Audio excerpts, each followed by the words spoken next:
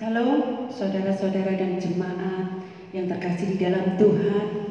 Mari saat ini kita datang ke hadirat-Nya dengan ungkapan syukur kita memuji dan menyembah, kita tinggikan Allah kita. Sebelum itu mari kita berdoa terlebih dulu.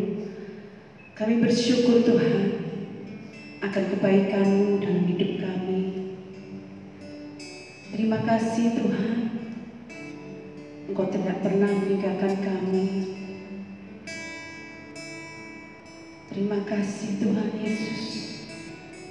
Kami percaya Tuhan, Engkau turut campur tangan dalam setiap kehidupan kami. Terima kasih Roh Kudus, Engkau selalu menuntun kami ke jalan yang benar Tuhan. Apapun masalah, persoalan Tuhan yang kami hadapi, kami percaya Engkau ada di tengah-tengah kami Tuhan. Dan saat ini Tuhan, kami akan meninggikan nama-Mu, menyembah-Mu Tuhan. Kiranya Engkau memberkati, mengurapi setiap pribadi lepas pribadi kami Tuhan. Terima kasih Tuhan. Terima kasih Roh Kudus, hanya di dalam nama Tuhan Yesus. Haleluya. Amin.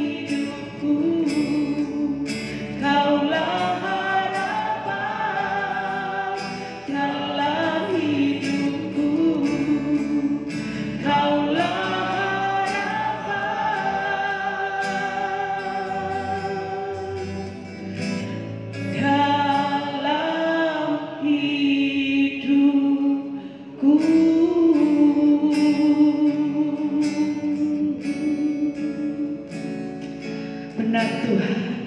Engkaulah kekuatan dalam hidup kami Tuhan. Terima kasih Tuhan. Biarlah Engkau memegang setiap tangan-tangan kami Tuhan. Kami berseru, Engkaulah pertolongan buat kami Tuhan. Bapa kami yang bertata di kerajaan surga. Terima kasih Tuhan untuk kesempatan kali ini. Kami bersyukur atas kesehatan yang boleh kami peroleh Tuhan. Kalaupun sebentar lagi kami mau menerima sebagian kebenaran firman-Mu Tuhan, kami mohon kepadamu ya Bapa, bantulah kami dalam memahami apa yang Engkau kehendaki Tuhan, dan Kau rencanakan dalam diri kami Tuhan.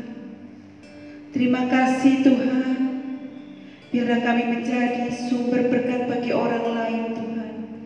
Terima kasih Roh Kudus, dan biarlah Kau mengurapi bagi hamba-Mu yang akan menyampaikan kebenaran firman-Mu. Engkau tambahkan Tuhan pengetahuan dan hikmat serta marifat daripada-Mu Tuhan. Terima kasih Tuhan Yesus, terima kasih Roh Kudus. Kami sambut akan firman-Mu hanya di dalam nama Tuhan Yesus, Juru Selamat kami yang hidup. Haleluya, amin. Firman Tuhan akan disampaikan oleh Pendeta Amin Supardi.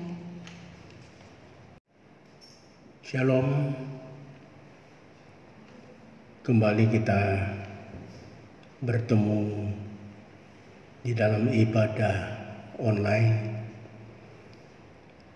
Saya berharap sekalipun kita beribadah dan berada di rumah masing-masing, biarlah kita tetap merasakan kita berada di dalam hadirat Tuhan, supaya ibadah kita ini memberikan berkat buat kita. Pada kesempatan ini, suruhku, kita akan merenungkan sebagian firman Tuhan yang terambil dari Efesus pasal 3 ayat 14 sampai ayat yang ke-21. Perikop ini berbicara tentang doa Rasul Paulus kepada jemaat di Efesus. Nah, itu sebabnya pada kesempatan ini kita akan merenungkan firman Tuhan dengan judul doa untuk jemaat. Tindakan Rasul Paulus yang begitu luar biasa, saudaraku, begitu perhatian terhadap jemaat.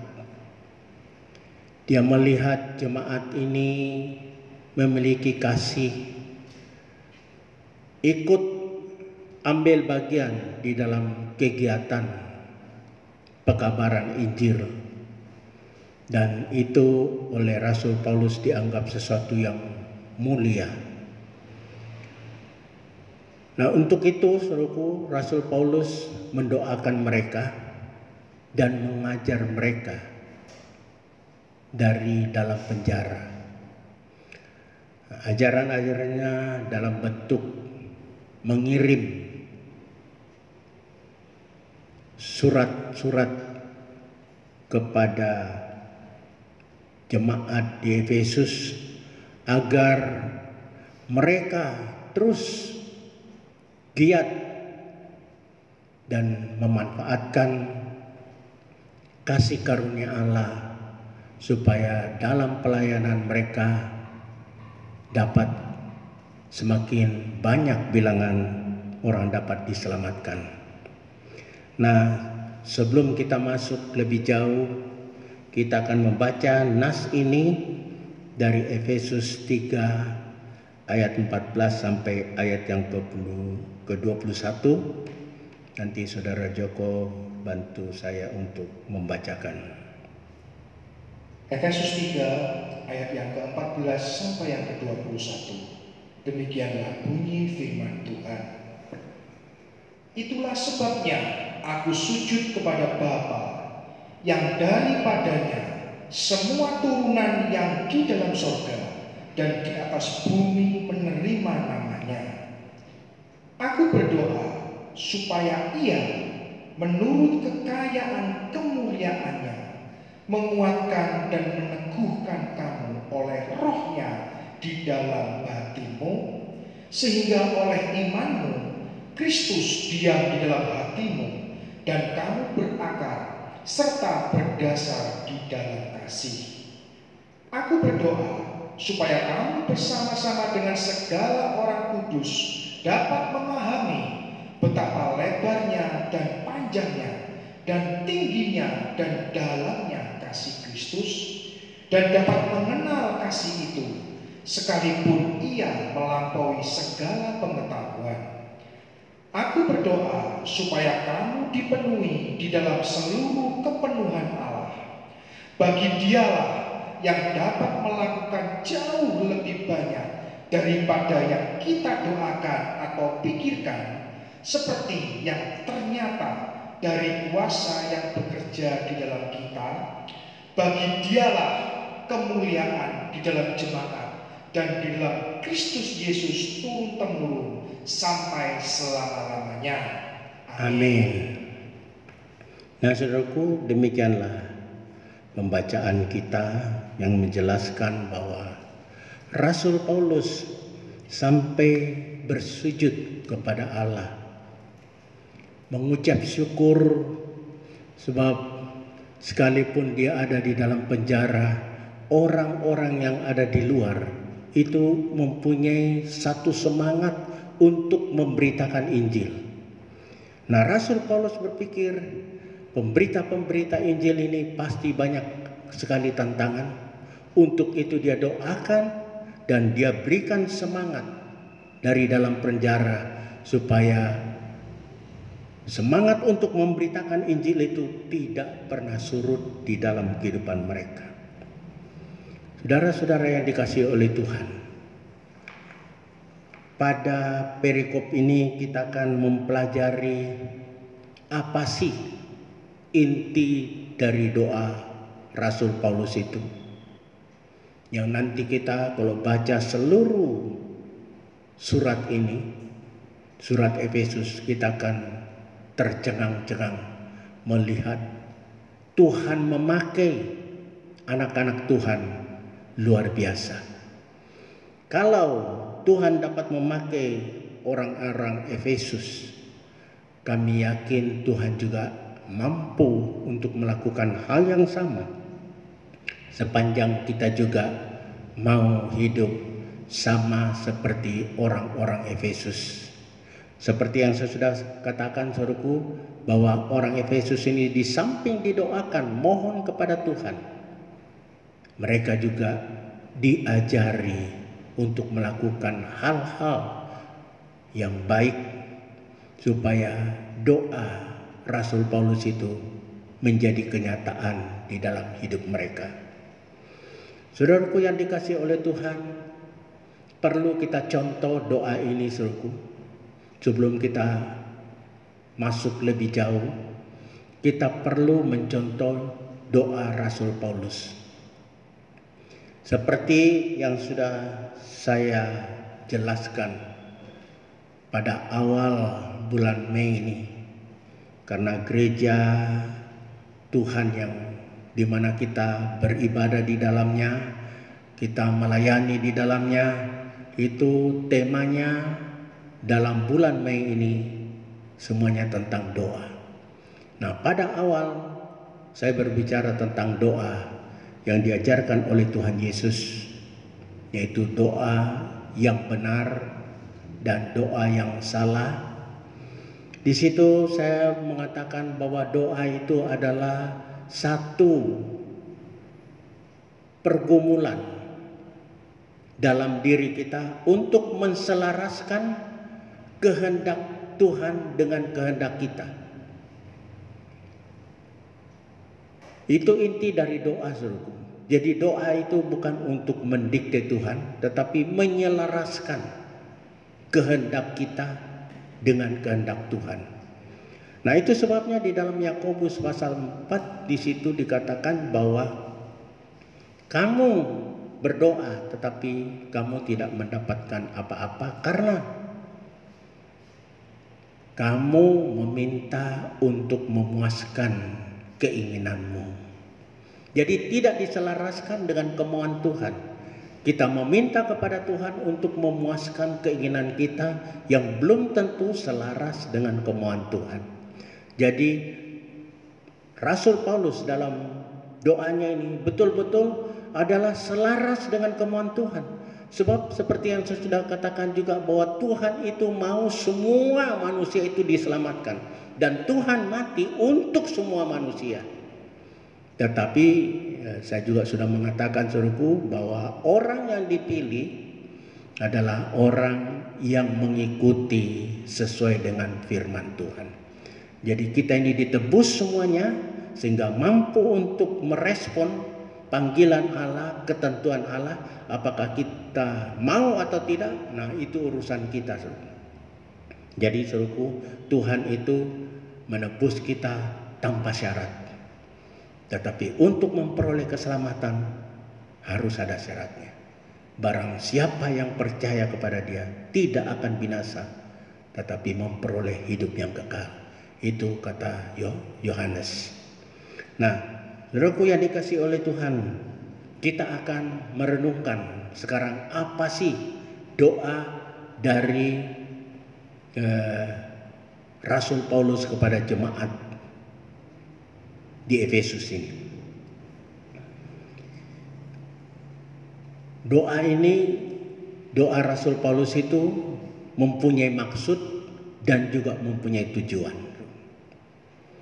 Jadi maksud Rasul Paulus berdoa kepada Tuhan agar, ini dia, satu, maksud Rasul Paulus berdoa kepada jemaat Efesus ialah supaya mereka itu kuat dan teguh dalam batin mereka.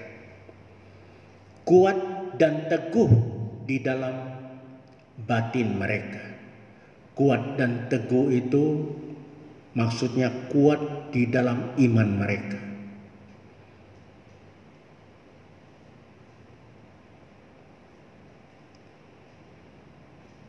Untuk jelasnya kita akan ulang lagi membaca di ayat 14 sampai ayat yang ke-16. Efesus 3 ayat yang ke-14 sampai yang ke-16. Demikianlah bunyi firman Tuhan. Itulah sebabnya aku sujud kepada Bapa yang daripadanya semua turunan yang di dalam sorga dan di atas bumi menerima namanya. Aku berdoa supaya Ia menurut kekayaan kemuliaannya menguatkan dan meneguhkan kamu oleh Roh-Nya di dalam batinmu. Ya. Jadi saudaraku yang dikasihi oleh Tuhan, di situ dikatakan tujuannya, maksudnya Rasul Paulus berdoa untuk jemaat di Efesus itu supaya mereka itu kuat, ya, kuat.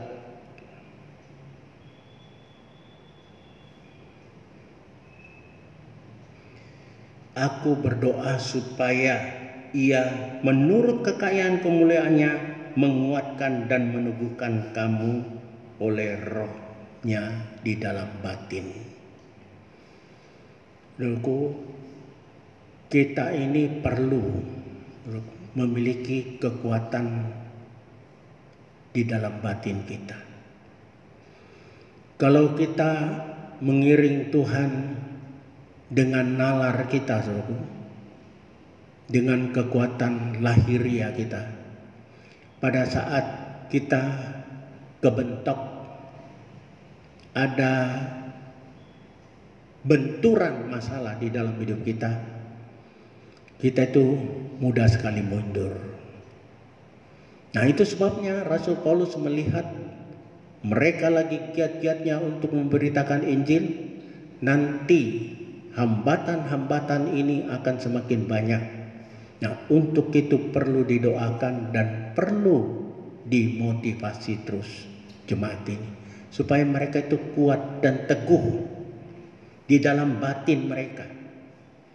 Kalau sudah batin yang kuat, saudaraku, kita ini mau diserang kayak apapun, tidak akan pernah goyah. Nanti kita akan melihat dari maksud dan tujuannya. Kita berbicara tentang maksud dahulu, supaya kita dapat membedakannya apa maksud dan tujuan. Saya ambilkan satu ilustrasi seperti ini. Kalau saudara bertanya ke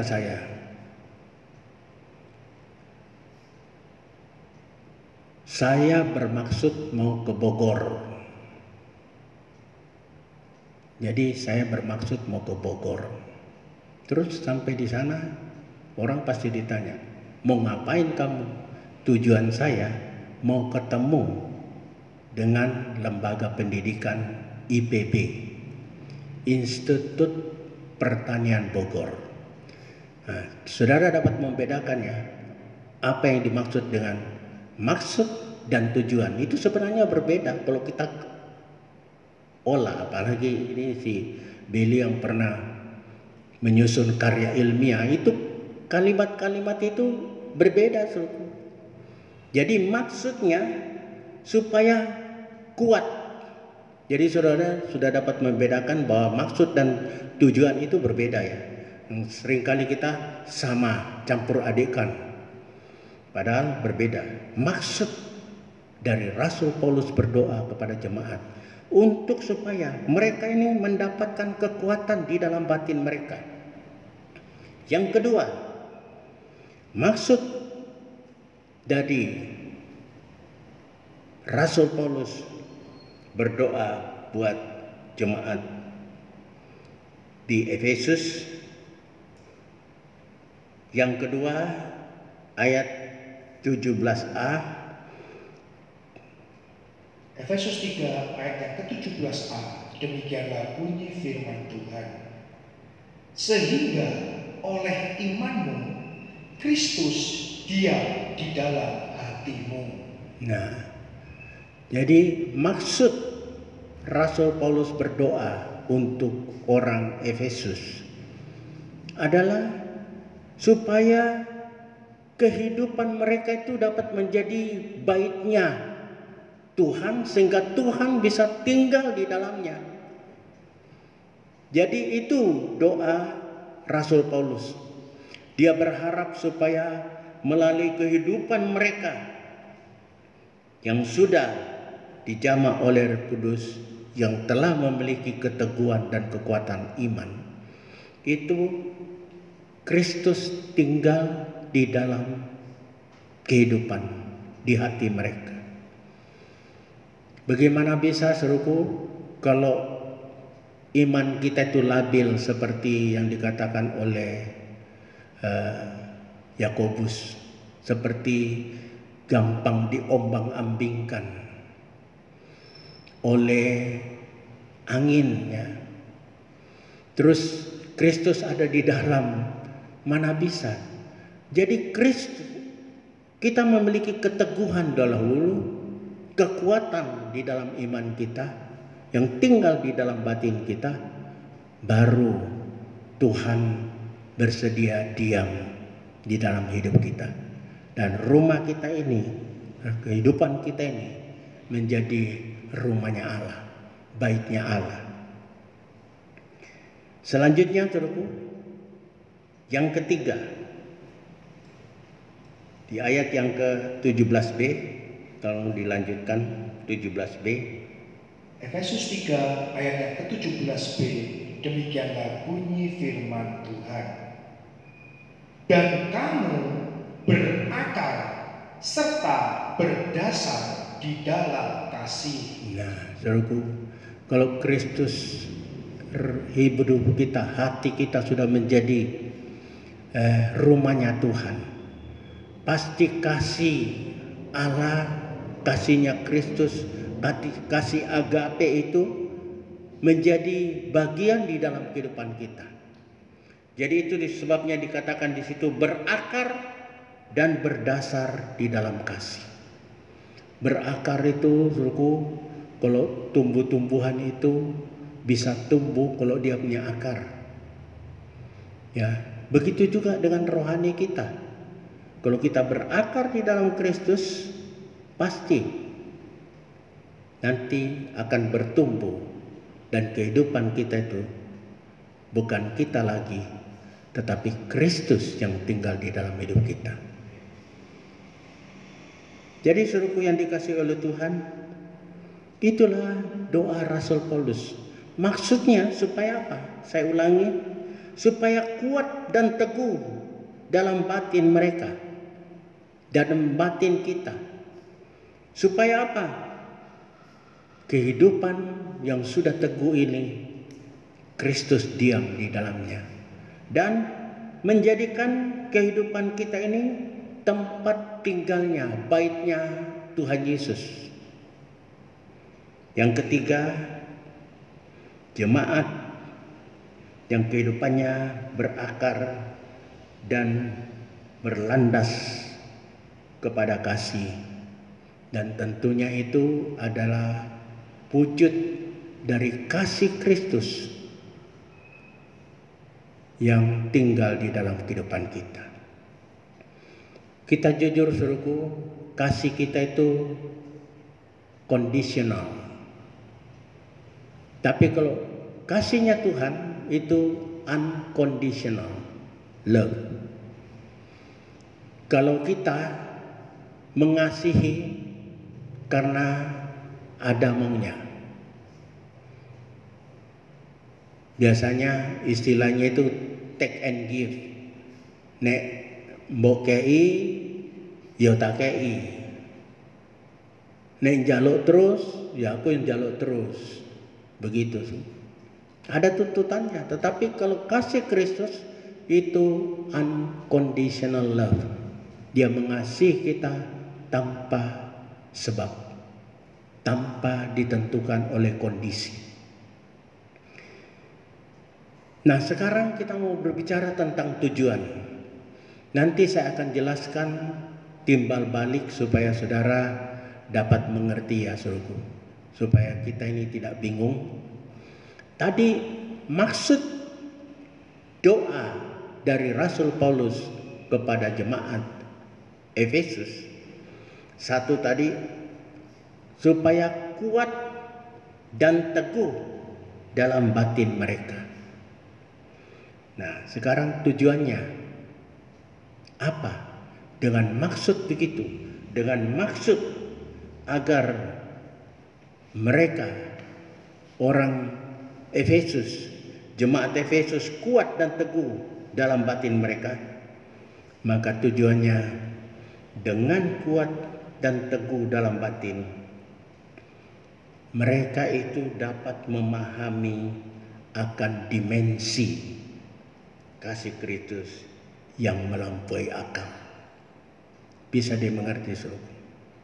Ya, coba kita lihat kuat dan teguh dalam batin. Saya sudah katakan tadi, batin kita saudara, kalau sudah diisi dengan kekuatan iman, di mana Roh Kudus tinggal di dalamnya, kita itu mampu saudara untuk mempertahankan iman. Karena apa?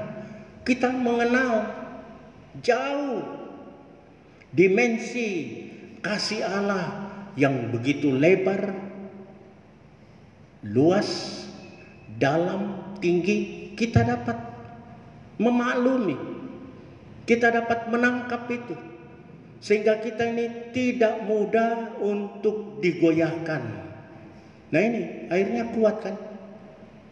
Kuat dan teguh yang memungkinkan kita itu memahami dimensi Kristus, mengenal siapa dia. Orang seringkali suruhku bertanya-tanya, siapa sih Yesus itu?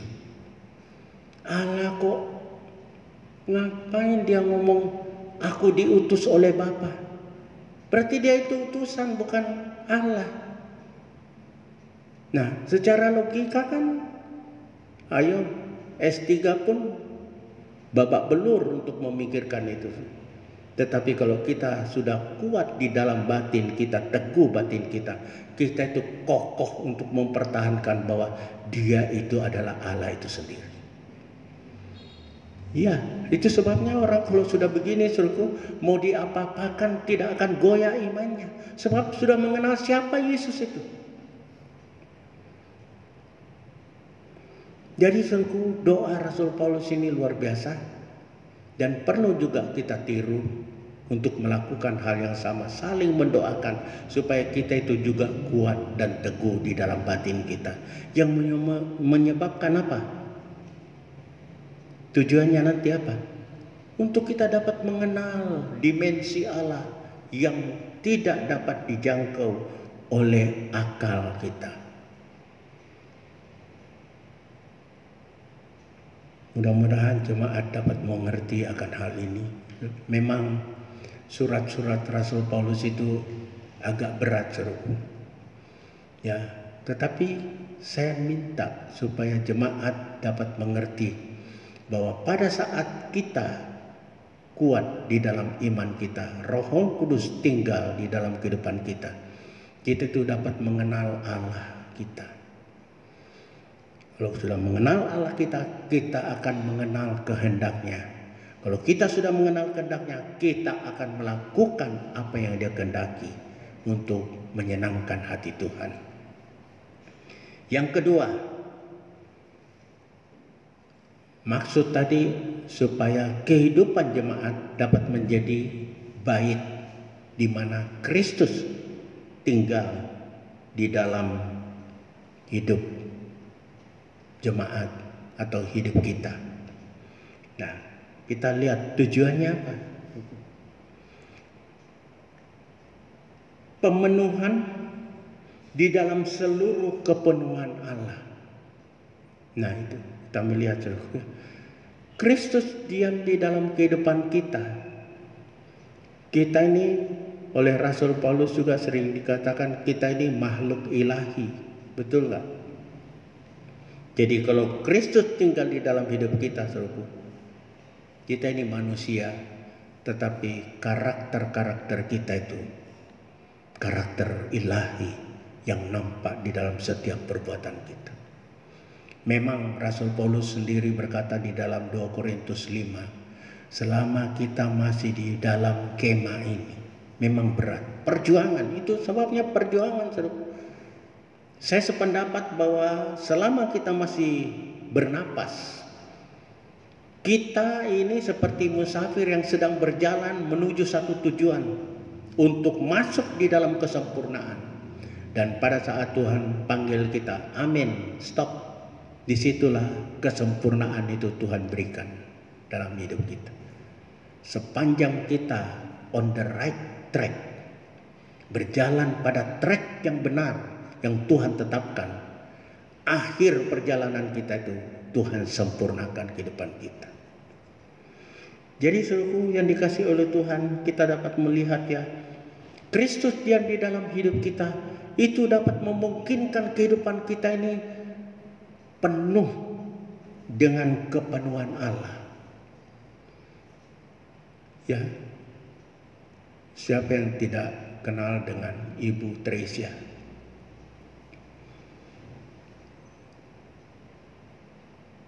Ya, dia itu seorang anak orang memiliki kedudukan,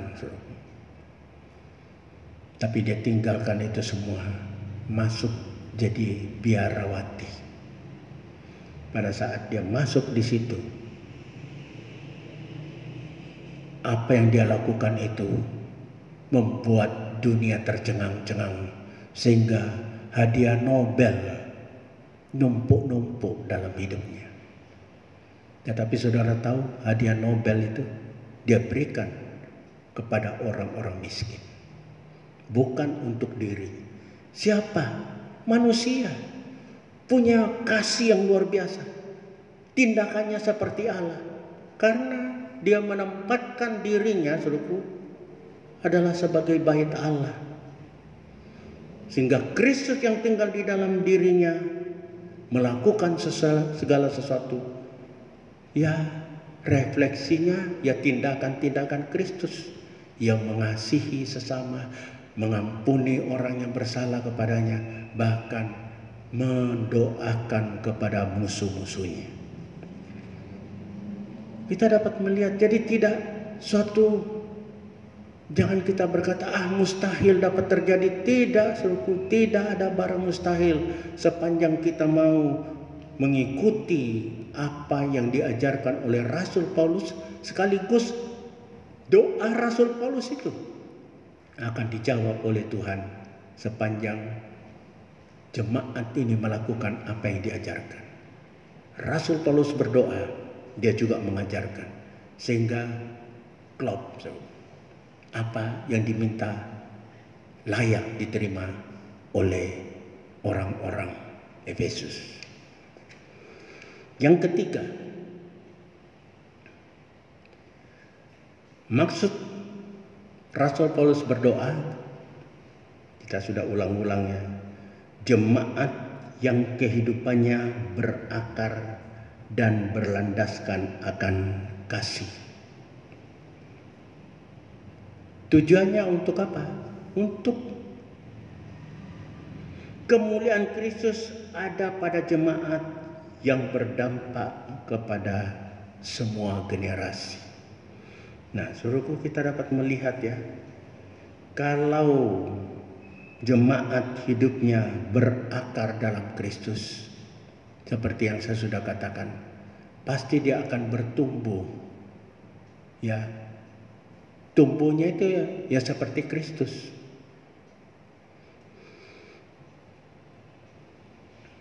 Dulu ayah saya itu waktu petani, saudaraku, seringkali adakan stek tanaman.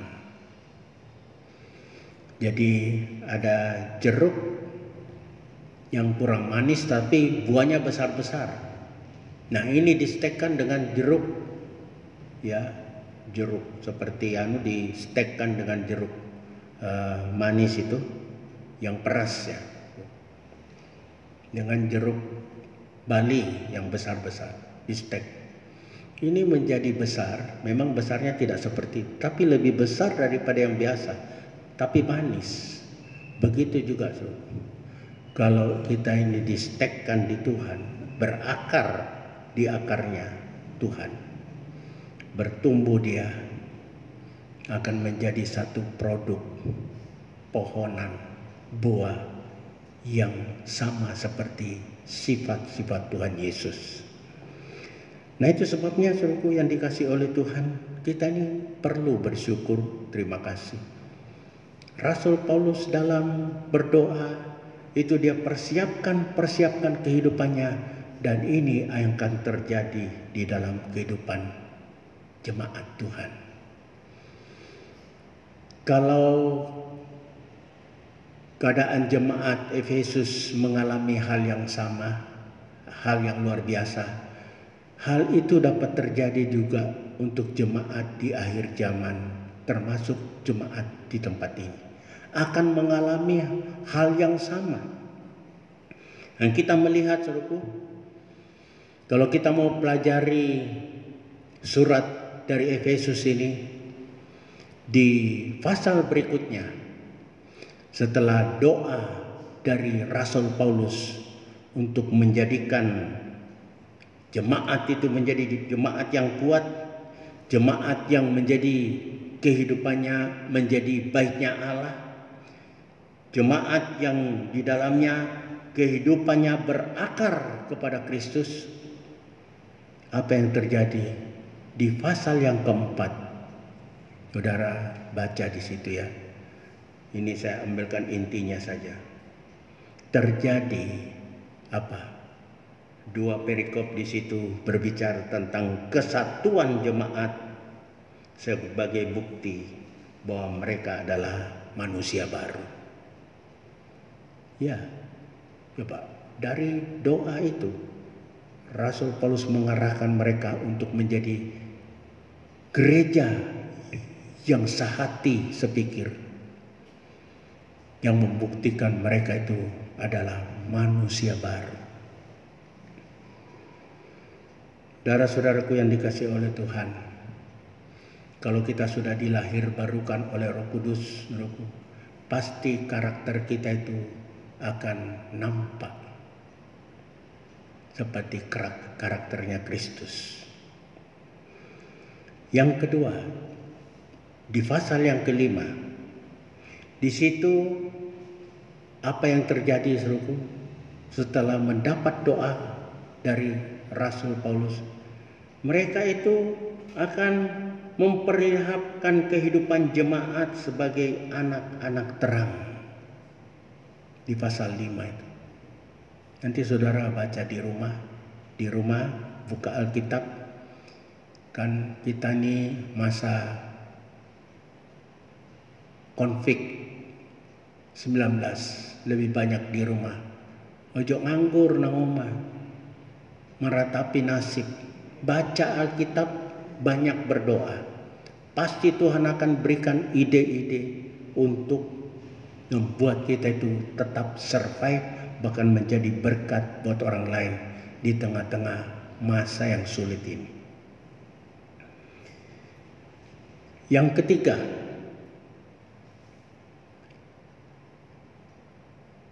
jemaat yang didoakan dan diajarkan oleh Rasul Paulus akan mengalami, mempraktekkan kasih kepada keluarga. Suami mengasihi istri, istri tunduk kepada suami, anak-anak hormat, orang tua tidak boleh menyakiti hati anak-anaknya, dan juga kepada sesama. Tuan-tuan, jangan sampai kita menekan anak buah kita. Jadi saudaraku yang dikasih oleh Tuhan, luar biasa doa dari Rasul Paulus ini. Nah, begitu juga kalau kita di akhir zaman ini banyak berdoa satu dengan yang lain, tidak tertutup kemungkinan kita juga akan menjadi jemaat yang seperti jemaat Efesus yang memiliki kesatuan di antara kita.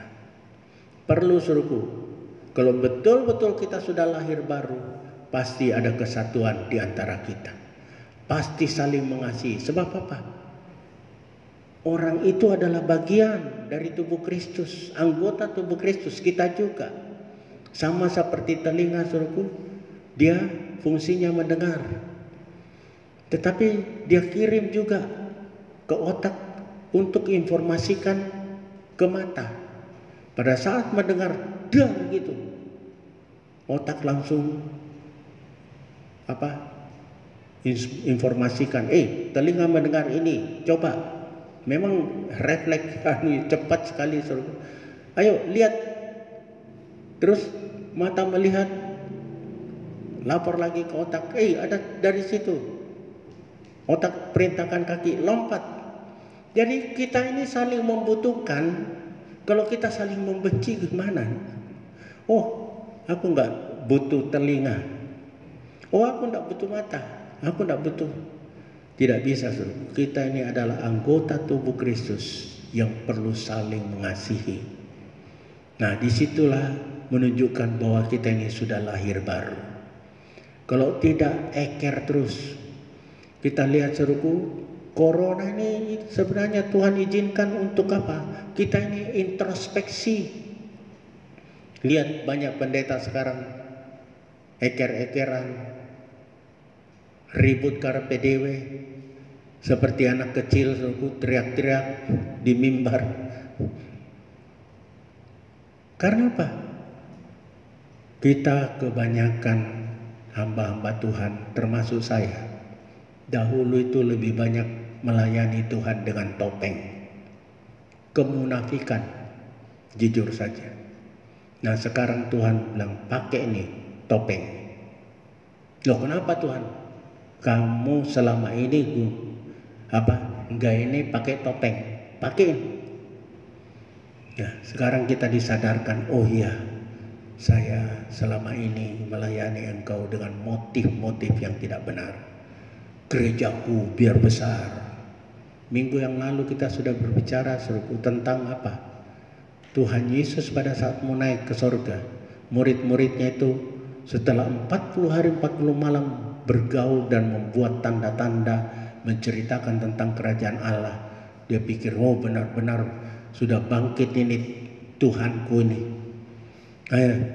Tuhan bangunlah, pulihkanlah kerajaan Israel. Saudaraku, kita hamba-hamba Tuhan, anak-anak Tuhan lebih banyak membangun kerajaan buat diri kita. Supaya apa? Kita disanjung. Sanjungan itu adalah untuk Tuhan. Kita sudah mencuri kemuliaan Tuhan. Nah, sekarang kita perlu kita sadari kemuliaan itu hanya bagi Tuhan. Kalau toh Tuhan mau tinggal di dalam kehidupan kita, tujuannya supaya memberikan refleksi kepada orang-orang di sekitar, supaya mereka juga mengenal Kristus dan mempermuliakan nama Tuhan.